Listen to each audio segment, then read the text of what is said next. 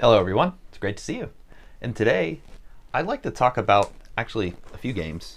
The SSX Trilogy of games, SSX 1, Tricky, and 3. And we're not going to talk about this game, SSX, on tour today. Big part is that I've not played it as much as I'd like to really give an opinion on it. But also I see it as kind of a shift and change in direction for the overall SSX identity and series.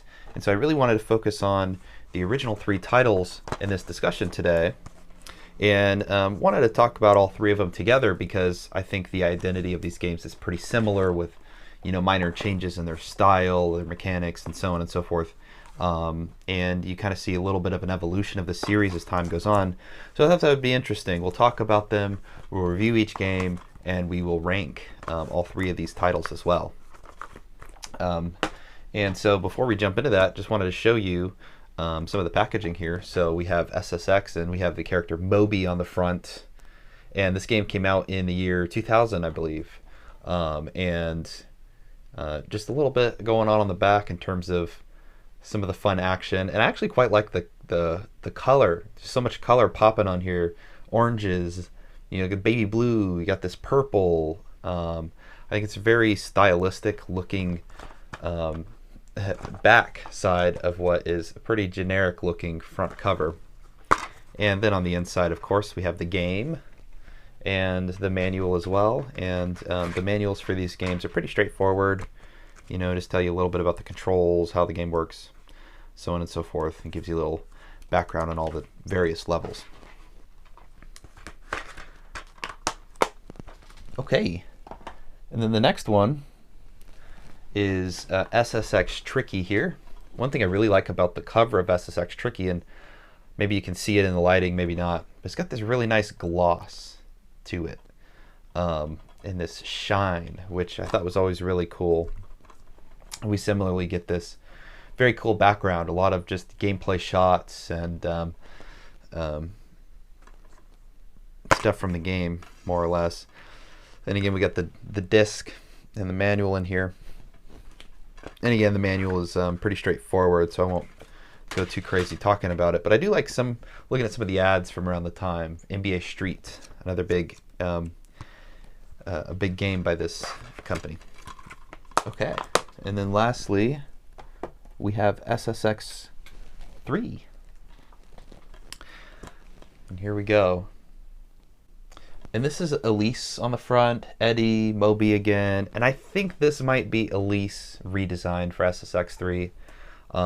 This one has a couple stickers on it, it looks like. And look at this price. I got this at Goodwill for $3. I mean, you can't really beat that. And then on the inside, we have a little bit of this design. And I think this case overall doesn't look nearly as interesting as the other couple do.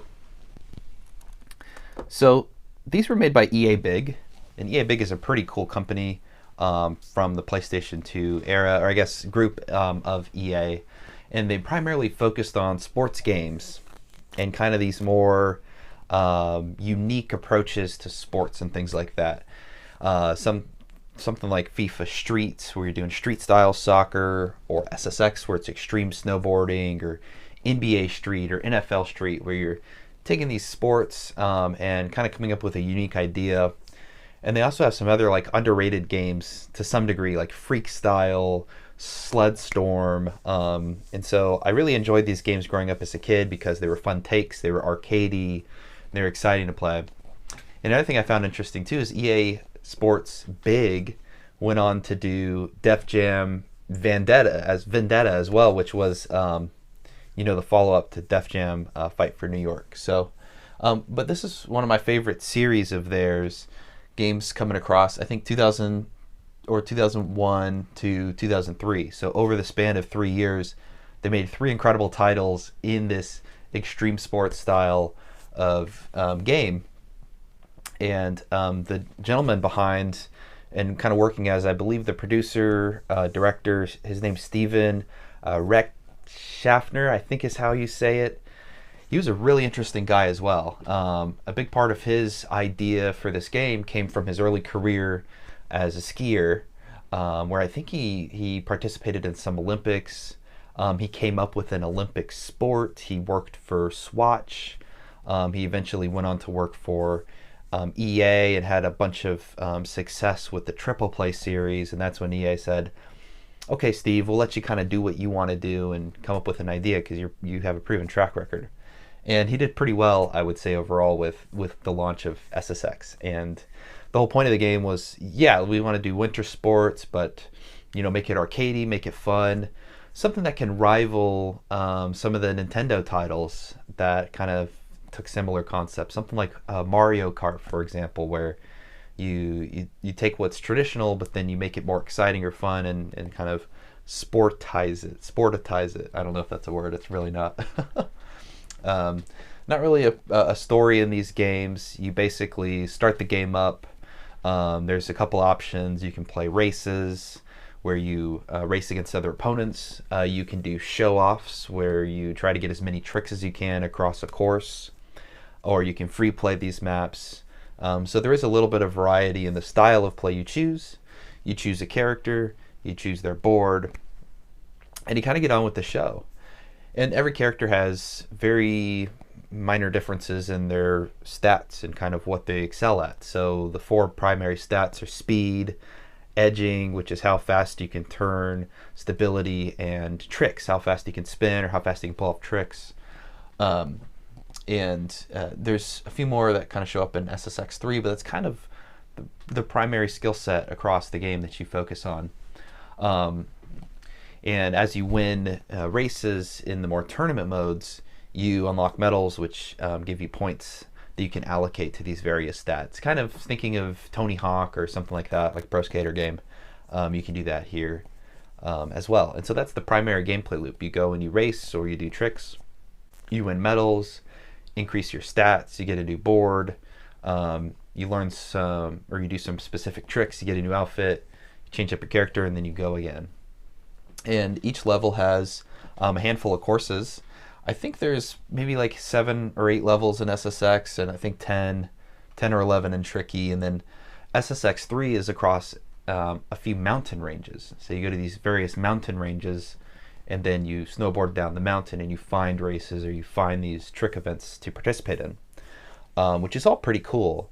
I think when it comes to stylistically what I liked the most, I think SSX has the most memorable courses, and a big part of that is because half of, if not more of Tricky's roster of courses here are remixed versions of what SSX did. And so since this was the first title I played in the series, I found it to be most memorable because I always remember the SSX version of those courses. But SSX Tricky really excels in blowing those courses up and creating new and interesting ways to kind of navigate them.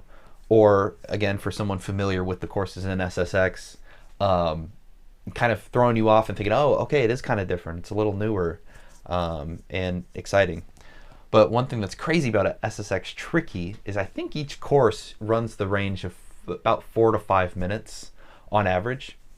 And this game series, I'd say, does have an issue with rubber banding, where ultimately, as long as you're playing quite proficiently, a lot of these races will come down to the last 10 seconds and what happens in those. So do you crash? Do you go too high off the jump and your AI opponent doesn't, and they have a quicker land on the ground so they can speed away?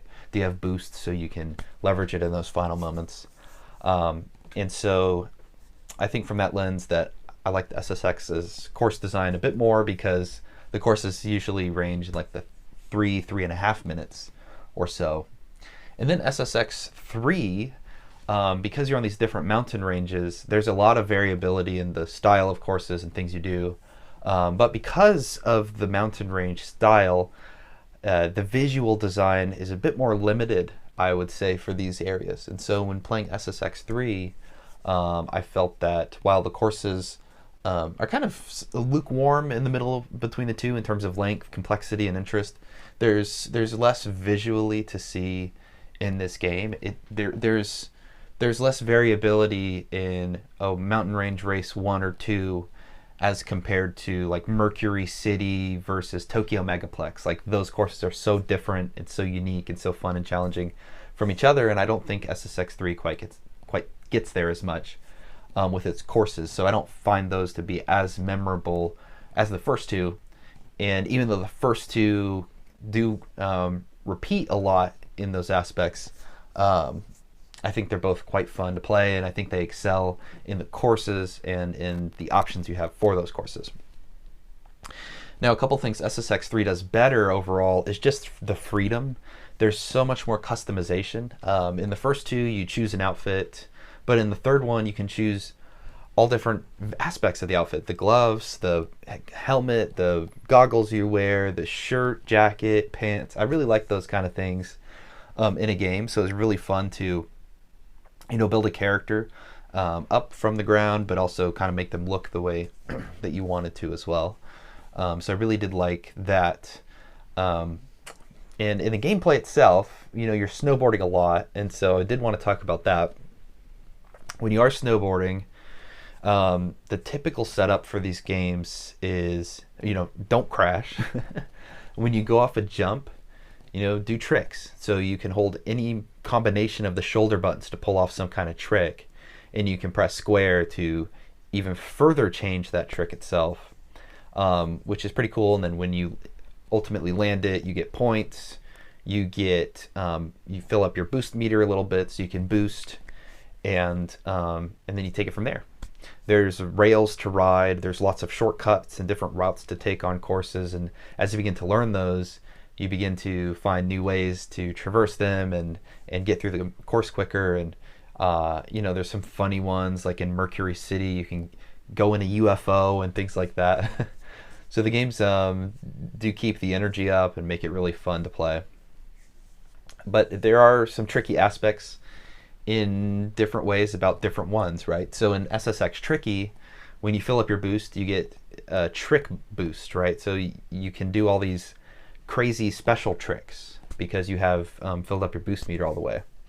And if you land enough of them, you'll lock in the boost for the rest of the race, which is a fantastic opportunity for someone taking advantage of it. One of the challenging things I always found across the characters is kind of dependent on the character, but the special tricks you pull off can take anywhere from like a second or two for the animation to run, and of course if it doesn't finish, you crash. Or it can take like 4 or 5 seconds. And so the variability made it really challenging to always know when was the best time to execute.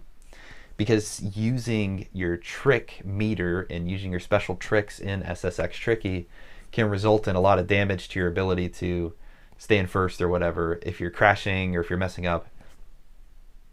Which can be frustrating because I always like press the square button, and that's part of activating the special tricks is doing that. And so it took a lot of rewiring and rethinking about the timing of the tricks and what trick I needed to do when I jumped on a ramp or something like that for it to stick. And so I did find it interesting that while you are racing, and while it is primarily like an arcadey racing game, there is a lot, especially in the show-off modes, to think about in terms of kind of piecing together a puzzle on how you get enough points, when you land a trick, what jump is the right jump to take.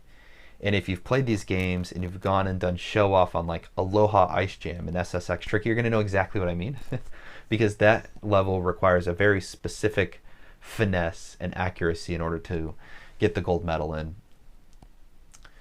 One of the things that's really challenging across, I think, all 3 of these games is the rails. Yeah. My strategy for always getting on the rails is to, if I'm in the air, to turn my character sideways so I have the most space for which the board could touch the rail. But I often found, and this happens the most in SSX3 in my experience, is that you'll like sometimes hit or bounce off rails when you're trying to land on them, or you will, the way that the slopes are designed, the rail you'll obviously always be like a centimeter off every time. So then oftentimes I'll try to do a braking motion so that my character turns sideways and will get up on the rail. But even across playing all these games for so many years as a kid, and now again as an adult and re-experiencing them, it never quite feels right. Like, I don't think you'll ever get to a place where you feel super comfortable with being able to get on any rail at any time on any course. And maybe that's part of what makes it fun, is that it continues to be a challenge no matter how many hours you sink into these games. But it is something that I did want to call out in terms of just challenge, and something that I found could have a little tweaking in it. And I'll specifically reference that in recent years when I played SSX on the PlayStation 3, the reboot, I don't remember this being an issue in the way that I see it in the first 3 games. And another thing I found was that it's really important when you're doing tricks that you time your jump right, you go off the ramp right, and if you don't, you're gonna jump into the ramp, or you're not gonna get the right amount of air, or you're just gonna fly off the ramp because you didn't release X soon enough. But especially in SSX 3, there's this physics issue where you'll kind of bounce before the jump, and then of course it kind of fucks up your ability to do grabs and to time your jump and things like that. And so that was kind of frustrating from the lens of I'm trying to play the game, and you're giving me a lot of hassle here in that process. So that's a bit about the gameplay. To kind of put this together and to say I completed it with at least a couple characters, went through and got gold medals on all the show-off versions and races, and so that was just kind of my primary experience. While there are some challenges and some upsets and things where it's like, okay, I shouldn't be hitting a bump before a jump and then it messing up the animation for the jump or so on, or okay, great, I can't get on this rail for the 90 millionth time. I love these games. They're just so fun. They're really exciting, and they can be very challenging, especially when you play the race medals and then you have to complete each level back to back 3 times through different heats, and you have to excel at them. It's really fun to just level up your character and to see them doing tricks faster and to be moving through the stages quicker. So yeah, very exciting overall. One of the things I want to call out about these games is the music. The music's fantastic. I think they have the Beastie Boys DJ, I think Mixmaster Mike, I think is his name, and this beatboxer Reza in a lot of the tracks and doing the headlining track. And the music playlist that's been curated across all 3 titles is pretty fantastic, especially in the first 2. You have this great electro, ambient, boom bap, hip hop, just this creative and very interesting blend of music that elevates the gameplay experience so much. In the first game especially, you get this kind of rotating playlist of all these types of exciting sounds and songs, and you have Mixmaster Mike kind of narrating some of your tricks, or if you're out of boost, talking down on you and things like that. And in SSX Tricky, the playlist becomes even more kind of real to life. And a big part of that is because dependent upon how big your boost meter is, will depend on the intricacy and complexity of the song you're hearing. So if you have no boost at all, it'll just be like a kick and a snare and a little ride on a cymbal or something like that, just kind of providing a beat. But then as you build up your boost, then you'll start to hear the bass come in, then you start to hear rhythms from the various instruments, and then if you get to Tricky, you'll hear this remixed version of, I think, a Run DMC song called It's Tricky, which is kind of the defining song for when you're pulling off these special moves and things like that. And so that's really fun, and I like the creative element of your performance kind of defining the way in which the sound of the music is operating. One of the things that stands out about that to me when playing Tricky, though, is that it's kind of harder to pick out the individual songs because you're not going to hear them very often on the soundtrack. You're really just going to hear either these low-lying, not a whole lot of music happening because you're out of boost, or you're going to quickly reach Tricky, and then you're going to be doing, you're going to be hearing the Tricky song, and maybe you lose it for a second, but hopefully you build it back up because you have this consistent boost going. And so you do kind of lose the variation in all the songs. And sweet enough, on the Tricky disc, You have all these really cool like documentary pieces which talk about them making the game. You also have a full jukebox, so you can go back and listen to the whole soundtrack, which is really exciting. But I did think that SSX excelled in this area quite a bit. And then SSX 3 has a bit of a broader, more wide stream playlist with some rock music and some hip hop music and some electronic music. And so there is a nice variation in SSX 3 because of that. However, I don't think it feels like congruent as a creative piece as SSX is. I mean, this game just feels so defining in its identity and what it is. And I love that about it. I just think it's so fantastic. But across all three titles, you get great music to snowboard to and good vibes, which is one thing that we all can really care about when playing a fun arcade racing game. And lastly, graphically, I think these games are all pretty similar overall. They hold up quite well because they're so colorful and everything pops really well in them.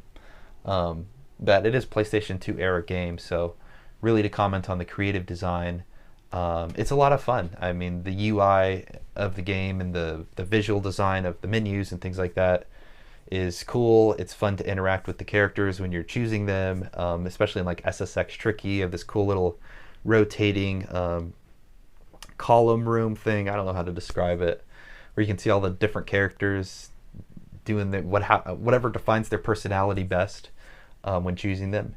And then the maps themselves, I mean, things still look pretty crystal clear in the form of like if you need to make out a rail in the distance or you need to go off a jump.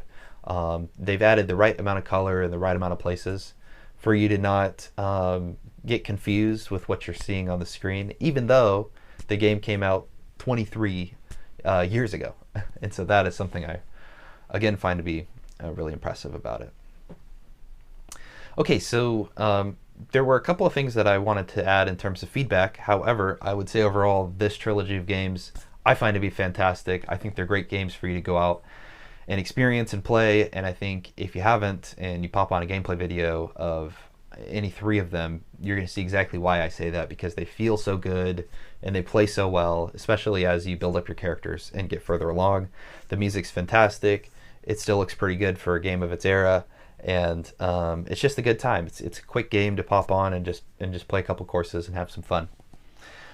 So I did want to talk a little bit about how I feel about these games, how I rank them. I think the general consensus for most folks in the community would be that SSX Tricky is the best title. I think that's what I usually hear. For me, the best title of these three is SSX. And you know what? I have a lot of nostalgia for this game, but it's not just the nostalgia. I think when I objectively consider some of the factors, especially my enjoyment of the music, my familiarity with and memorability that I feel comes from some of these courses, I always think of SSX. It has some of my favorite characters. I love Cowrie, I love Mac. They're returning characters across most of the series, but they really get their start here in the first one. And so I think it's just really cool to kind of see where this series originates, see the game at its most defined. This is before, it's such a great era of gaming because everything was a new IP. Everything was trying its best to be something new, bold, and creative.